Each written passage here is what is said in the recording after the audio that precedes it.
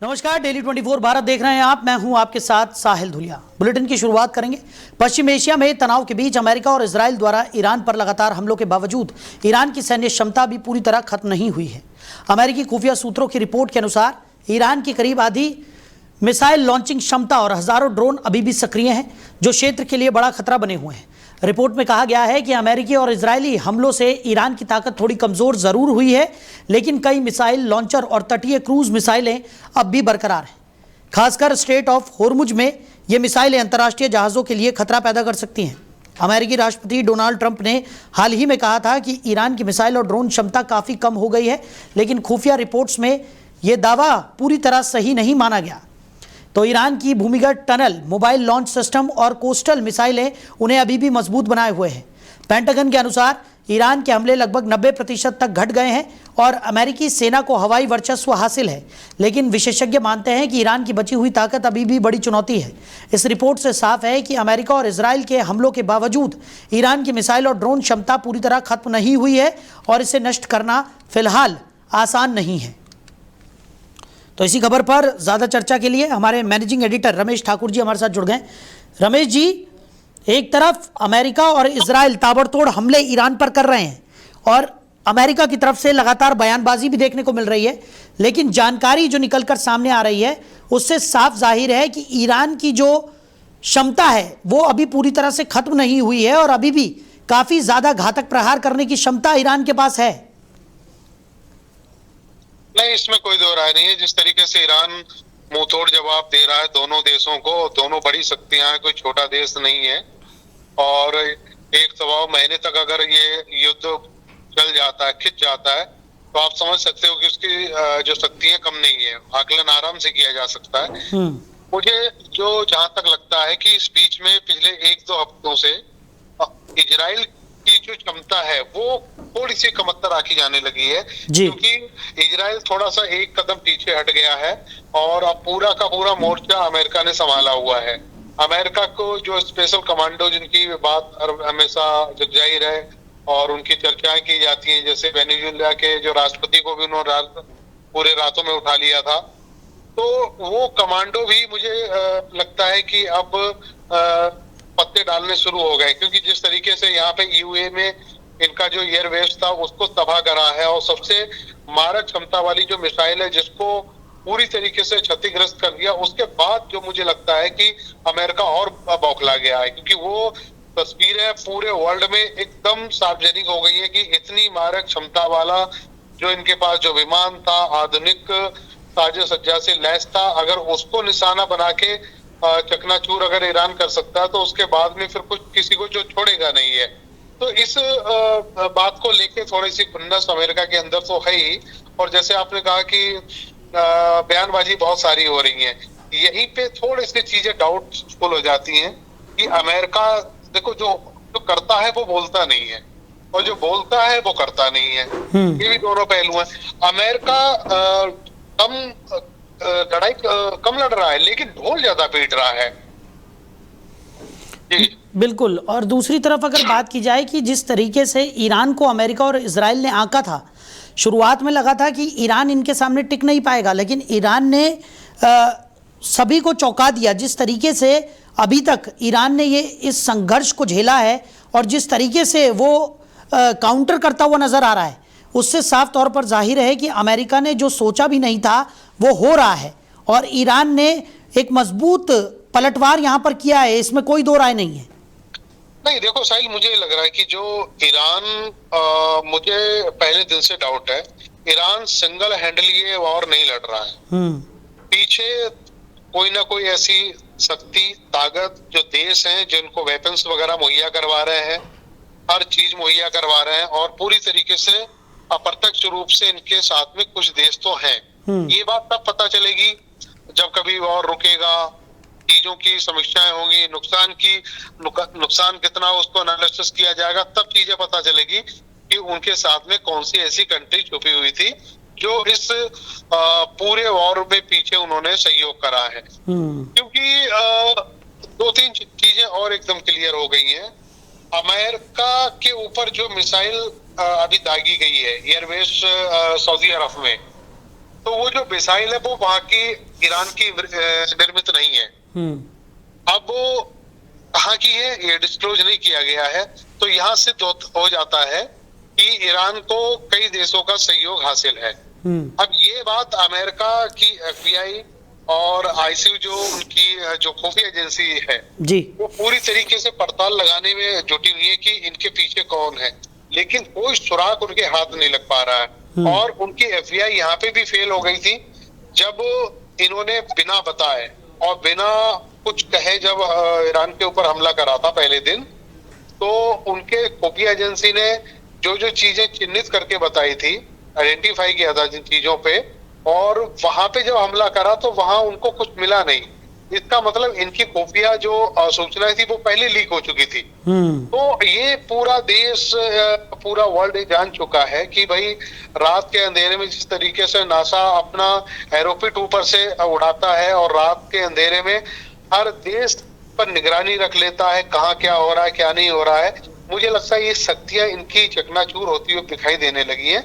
America समझ चुका है कि अब उनकी ताकत क्या रह गई है, और इस जंग के बाद में जगहसाई जो हुई है वो उनके लिए बड़ी घातक साबित होने वाली है। चलिए रमेश जी, हमारे साथ जुड़ने के लिए, इस तमाम चर्चा के लिए आपका बहुत शुक्रिया। तो ईरान की मिसाइल और ड्रोन क्षमता बड़ी है। अमेरिका और इजराइल के हमलों का असर भी यहां पर दिखाई दे रहा है। स्ट्रेट ऑफ हॉर्मुज में खतरा अब भी लगातार जारी है और भूमिगत टनल और मोबाइल लॉन्च सिस्टम सक्रिय है। तो ईरान हालांकि थोड़ा कमज़ोर ज़रूर हुआ है, लेकिन अभी भी वो काफ़ी ज़्यादा घातक अमेरिका और इजराइल के लिए है। आगे बढ़ते हैं, रुक करते हैं अगली बड़ी खबर का। मुजफ्फरनगर पंचायती घर अय्याशी का अड्डा बनता हुआ नजर आ रहा है। सरकारी कर्मचारी पंचायत घर में शराब पीते नजर आए। सरकारी कर्मचारी ही कानून की धज्जियां उड़ा रहे हैं। पहले भी कई बार यह पंचायती घर चर्चाओं में रह चुका है। वीडियो सोशल मीडिया पर लगातार वायरल हो रहा है। तो मुजफ्फरनगर के पुरकाजी क्षेत्र में झबरपुर ग्राम पंचायत कार्यालय एक बार फिर विवादों में आ गया है। ग्रामीणों ने आरोप लगाया है कि पंचायत घर में सरकारी कर्मचारी शराब पीते हुए नजर आए, जिससे सरकारी छवि धूमिल हुई है। वीडियो सोशल मीडिया पर वायरल होने के बाद मामला और गंभीर हो गया। स्थानीय लोग बता रहे हैं कि पंचायत घर का यह व्यवहार पहले भी कई बार चर्चाओं में रहा है, लेकिन अब ग्रामीणों ने सख्त कार्रवाई की मांग तेज कर दी है। ग्रामीणों का कहना है कि सरकारी कर्मचारियों की तरफ से कानून की धज्जियां उड़ाना अस्वीकार्य है और इससे प्रशासन की विश्वसनीयता पर भी सवाल उठते हैं। तो सोशल मीडिया पर वायरल वीडियो में कर्मचारी शराब पीते हुए दिखाई दे रहे हैं, जिससे पंचायत घर का माहौल पूरी तरह से अय्याशी का केंद्र बनता हुआ नजर आ रहा है। और इस मामले में ग्रामीणों ने जिला प्रशासन और संबंधित अधिकारियों से तुरंत कार्रवाई की अपील की है। ग्रामीणों का कहना है कि सरकारी कर्मचारियों की ऐसी हरकतें न केवल कानून का उल्लंघन है, बल्कि आम जनता के विश्वास को भी तोड़ती है। प्रशासन ने अभी तक इस मामले पर कोई आधिकारिक बयान जारी नहीं किया है, लेकिन ग्रामीणों की निगाहें जल्द कार्रवाई पर टिक गई हैं। तो वहीं गाजियाबाद के थाना खोड़ा क्षेत्र स्थित शंकर विहार कॉलोनी में एक दिल दहला देने वाली घटना सामने आई है। 11 साल पहले प्रेम विवाह करने वाले दंपति का रिश्ता हत्या पर खत्म हो गया। पत्नी सोनिया उर्फ सोनी ने घरेलू विवाद के चलते अपने पति विजेंद्र की गला दबाकर हत्या कर दी। पुलिस के मुताबिक मूल रूप से फरुखाबाद निवासी विजेंद्र और उसकी पत्नी के बीच लंबे समय से झगड़े और मारपीट होती रहती थी। 31 मार्च की रात दोनों के बीच फिर से विवाद हुआ, जो हिंसक हो गया। आरोप है कि गुस्से में आकर पत्नी ने डंडे के सहारे पति का गला दबा दिया, जिससे उसकी मौके पर ही मौत हो गई। मृतक के भाई की तहरीर पर पुलिस ने BNS की धारा 103(1) के तहत केस दर्ज किया है। आरोपी महिला को इतवार पुश्ता इलाके से गिरफ्तार कर लिया गया है। पूछताछ में महिला ने खुद को पति की मारपीट से परेशान बताया, जबकि परिजनों ने महिला पर शराब की लत का आरोप लगाया। इस घटना के बाद दंपति के 9 और 6 साल के 2 बच्चे बेसहारा हो गए। पुलिस ने शव को पोस्टमार्टम कराकर आगे की कार्रवाई शुरू कर दी है।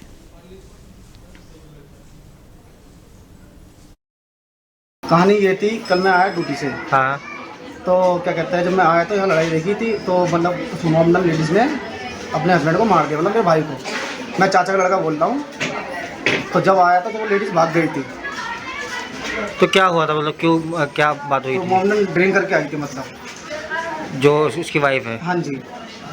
अच्छा, तो शादी कब हुई थी इनकी? हो गई, मतलब 12 साल हो गए थे। मतलब बच्चे थे?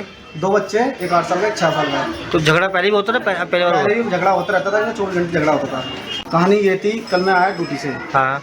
तो क्या कहते हैं, जब मैं वहीं दिल्ली में हनुमान जन्मोत्सव के अवसर पर प्रस्तावित शोभा यात्रा को लेकर विवाद खड़ा हो गया है। तो हिंदू रक्षा दल की तरफ से आयोजित इस यात्रा को दिल्ली पुलिस ने अनुमति न देते हुए रोक दिया। इस दौरान कई कार्यकर्ताओं को हिरासत में ले जाने की भी जानकारी सामने आई है। संगठन के पदाधिकारियों का आरोप है कि प्रशासन ने धार्मिक आयोजन को बाधित किया है, जिससे कार्यकर्ताओं में नाराजगी है।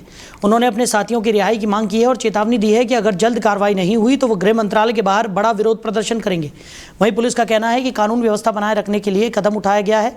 अधिकारियों के अनुसार संवेदनशीलता को देखते हुए सुरक्षा के कड़े इंतजाम किए गए और स्थिति पर नजर रखी जा रही है। फिलहाल मामले को लेकर दोनों पक्षों के बीच तनाव की स्थिति बनी हुई है। प्रशासन का प्रयास है कि बातचीत के जरिए विवाद को शांतिपूर्वक तरीके से सुलझाया जाए। जय श्री राम। आप सभी को पता होगा कि दिल्ली में आज हनुमान जी जन्मोत्सव पर हिंदू रक्षा दल द्वारा जहांगीरपुरी में एक बहुत ही भव्य शोभा यात्रा निकाली जा रही थी, जिसको दिल्ली प्रशासन द्वारा रोक दिया गया और हमारे कार्यकर्ताओं को वहां पर बंद कर लिया गया है। मैं माननीय मोदी जी और गृह मंत्रालय से यह कहना चाहता हूं कि अगर हमारे कार्यकर्ता नहीं छूटे तो कल मैं समस्त अपनी टीम के साथ वहां दिल्ली गृह मंत्रालय पर आत्मदाह करूंगा। हम लोग पाकिस्तान में नहीं रह रहे हैं, हम लोग हिंदुस्तान में रह रहे हैं, भारत में रह रहे हैं। अगर यहां भी हम यात्रा निकाल नहीं सकते तो फिर कहां जाए यात्रा निकालने? क्या रवैया है दिल्ली पुलिस का? बिल्कुल भी बर्दाश्त नहीं करेंगे। अगर अभी तत्काल प्रभाव से हमारे हिंदू रक्षा दल के कार्यकर्ता और जितने भी वहां सनातनी हैं उनको नहीं छोड़ा गया तो आप लोग हमारी मौत के जिम्मेवार गृह मंत्रालय रहेगा। हम कल सुबह 11 बजे गृह मंत्रालय पर जाकर आत्मदाह करेंगे।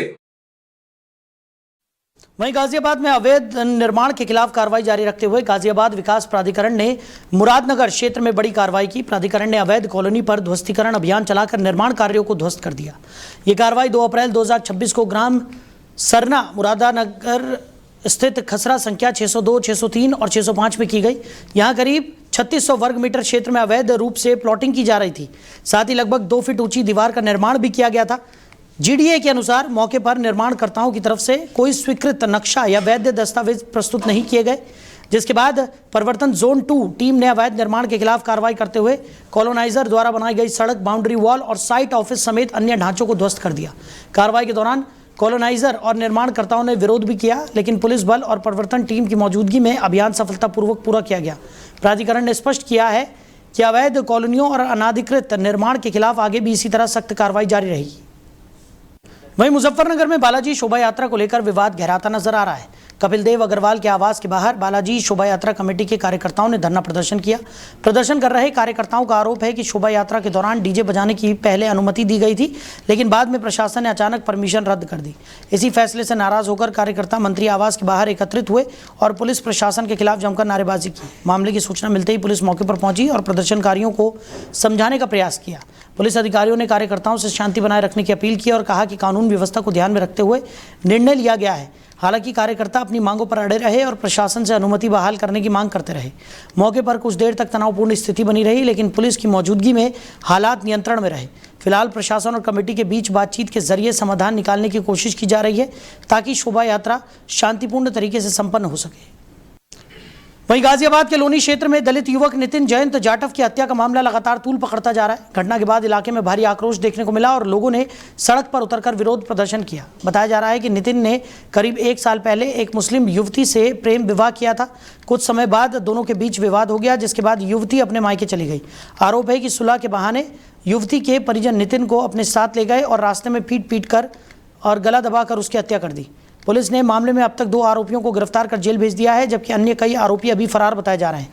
इस मामले में नंदकिशोर गुर्जर ने पुलिस आयुक्त को लिखित शिकायत देकर सख्त कार्रवाई की मांग की है। उन्होंने इसे सुनियोजित साजिश बताते हुए फरार आरोपियों की जल्दी गिरफ्तारी की मांग की। घटना के बाद गुस्साए लोगों ने सड़क जाम कर प्रदर्शन किया। प्रशासन के आश्वासन के बाद हालातों को काबू किया गया और क्षेत्र में पुलिस बल तैनात कर दिया गया। नितिन जाटव के ऊपर जो हमला किया गया है वो केवल नितिन पर हमला नहीं है, ये एक सोच है जो सनातन पर हमला करती है। जिस निर्ममता के साथ उसको पीट करके और गला दबा करके हत्या की गई, इसको बर्दाश्त नहीं किया जा सकता। लौनी में जिस तरह सलीम पर हमला करने वाले जिहादी 72 घंटे में 72 लोगों के पास गए, उसी तरह से मैंने पत्र में कहा है गाजियाबाद पुलिस कमिश्नर को कि इनका भी एनकाउंटर हो, जो लोग फरार है इनाम घोषित हो, क्योंकि एक बेटा जो PhD किए हुआ था हमारे दलित समाज का, उसको बुला करके 2 भाई उनके बच गए। तो एक बड़ी प्लानिंग थी और हमें लगता है कहीं ना कहीं इसमें जो स्लीपर सेल है वहीं थाना भवन क्षेत्र में आयोजित एक भव्य कार्यक्रम के दौरान सुरेश राणा ने जिले के नवनिर्वाचित पदाधिकारियों को पटका पहनाकर उनका स्वागत किया। कार्यक्रम में बड़ी संख्या में कार्यकर्ता और पदाधिकारी शामिल हुए, जिससे माहौल उत्साह और ऊर्जा से भर गया। इस अवसर पर सुरेश राणा ने सभी पदाधिकारियों को नई जिम्मेदारियों के लिए बधाई और शुभकामनाएं दी। उन्होंने कहा कि संगठन की मजबूती ही किसी भी पार्टी की असली ताकत होती है। ये तभी संभव है जब हर पदाधिकारी ईमानदारी, निष्ठा और समर्पण के साथ अपने दायित्वों का निर्वहन करे। उन्होंने कार्यकर्ताओं से आह्वान किया कि वो जनता के बीच जाकर उनकी समस्याओं को सुने और उनके समाधान में सक्रिय भूमिका निभाएं।